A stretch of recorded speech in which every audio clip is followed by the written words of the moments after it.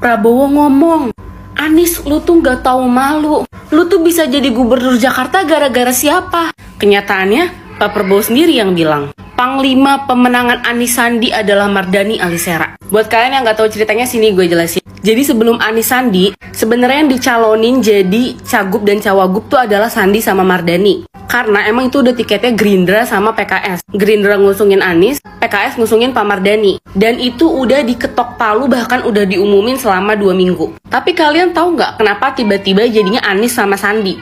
Karena Pak Mardhani sendiri yang minta Pak Anies untuk menggantikan beliau. Jadi yang mendukung Anies untuk menjadi gubernur itu PKS. Bisa dibaca nih ya.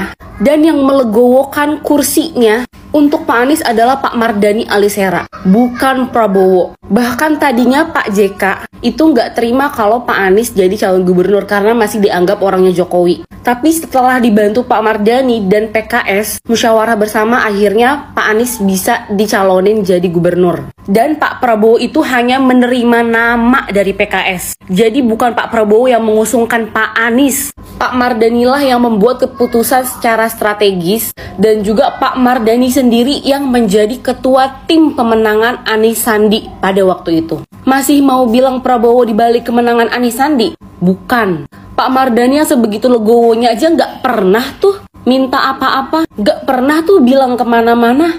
Biar fakta sendiri yang membuktikan mana yang tulus dan mana yang pamrih. Pak Mardhani adalah orang di belakang layar yang memainkan peran strategis dalam ini.